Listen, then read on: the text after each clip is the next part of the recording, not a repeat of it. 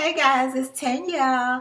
I am going to do a little quick video on the cons to homeschooling.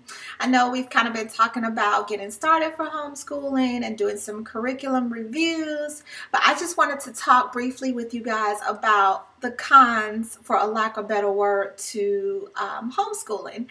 Oftentimes we start doing something and we're in it and we think, nobody told me it was going to be like this, or I didn't know I was going to feel this way.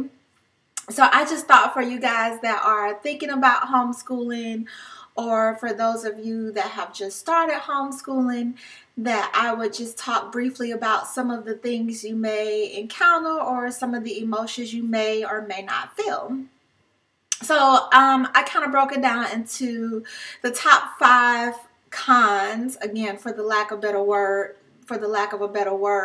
to homeschooling. Because I mean, they're not really cons, but just some things that you may kind of run into.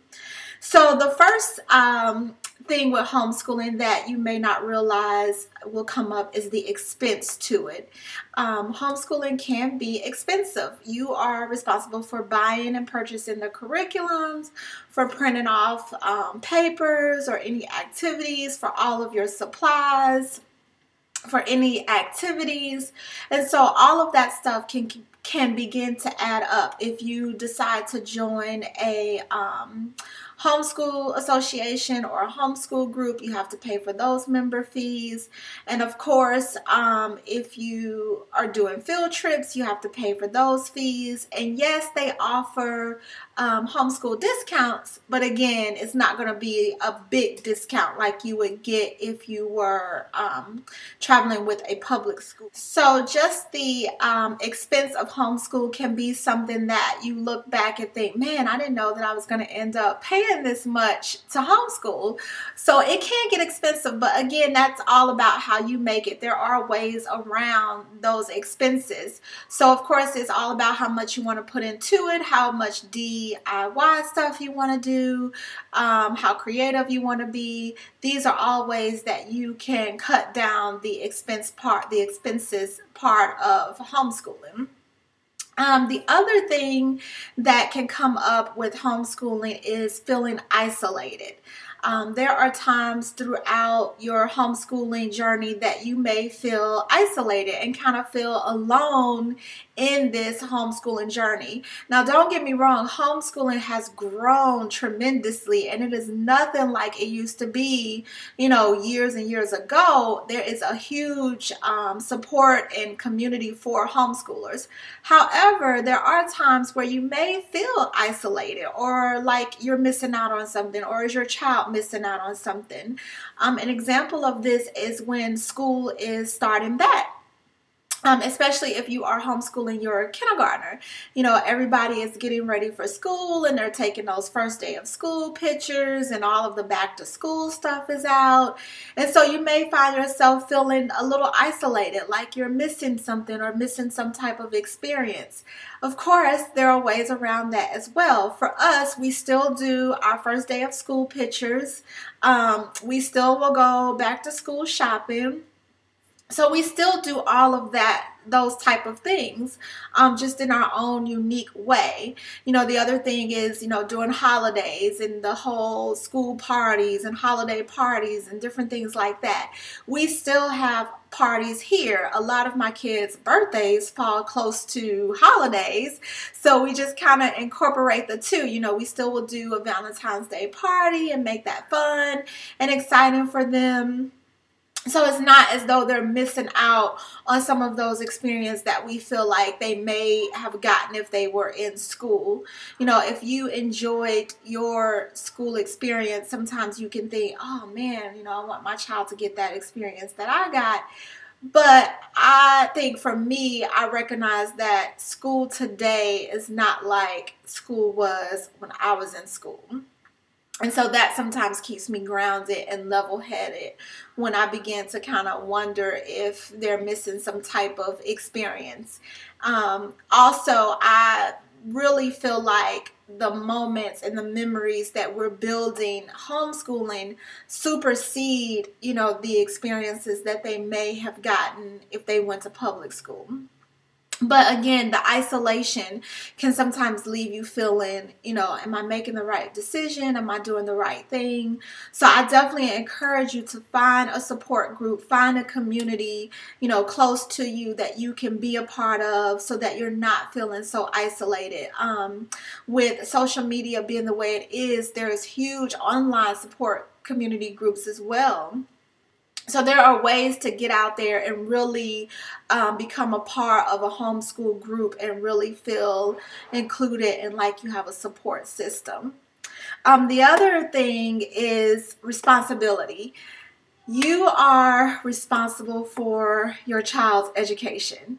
That is key. The weight falls on you. You can't blame anybody else. You can't say, well, the teacher didn't teach them, or the school did this, or this is going on. It's all on you.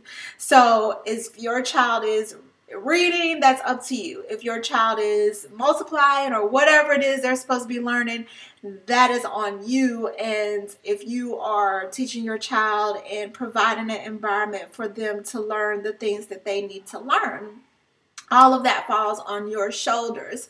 And sometimes that responsibility can feel overwhelming and you feel like, oh my God, are they learning everything? Am I teaching them everything? Am I doing this right? Did I make the right decision? And so you begin to question yourself again. For me, the biggest way that I have conquered that is I do not compare my children to anybody else. I don't compare my child to what this child is doing or just what their siblings are doing.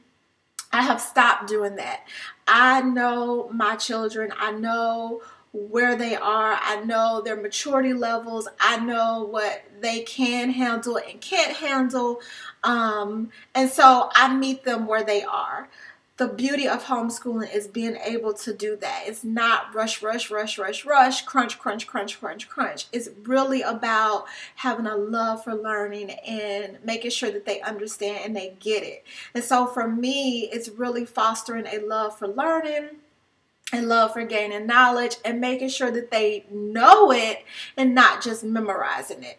And so that's how I've kind of let some of that weight off my shoulder with feeling like, oh my God, oh my God, oh my God, are they learning everything? Are they learning everything? So, but again, that can sometimes weigh heavy on your heart and your spirit, the responsibility of it all. And so that kind of leads me into the next thing, the fourth thing which could be a con, is separating mommy from teacher. Because if your child was in public school, they would have a teacher. They would come home from school, you would help them with their homework, but for the most part, you're doing mommy duties. Well, as a homeschooling mom, you are teacher, mommy, therapist, chef, you're all of that. And so sometimes the lines can get blurred, where you're just in teacher mode all day long, or sometimes you're in mommy mode all day long. And so for me, I had to figure out a way to take off hats. I wear so many hats, and so I have to be able to take off this particular hat at this particular time, because let's just face it, we can't be all things at all times. That's just the reality of life. And so what works for us is when daddy gets home, mommy is no longer teacher. Teacher duties are over.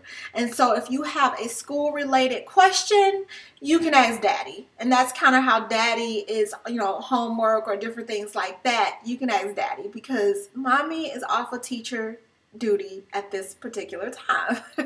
And so that works for me. Weekends I'm off from cooking. My husband understands I'm not cooking during the weekend unless I just have that urge that want to do it. You can cook something, you can grill, or we can go out as a family, whatever, but my chef hat comes off. Those are my off days from that particular duty. And so having that separation between, mommy, teacher, and all of your other responsibilities is important, because otherwise you feel yourself feeling like the walls are caving in and you're having to be all of these things all the time. And so making sure that you have some boundaries set. In other words, having some boundaries is important when you are a homeschooling mom or parent. The last and final thing, and to me, one of the biggest things that you face when homeschooling is time for yourself.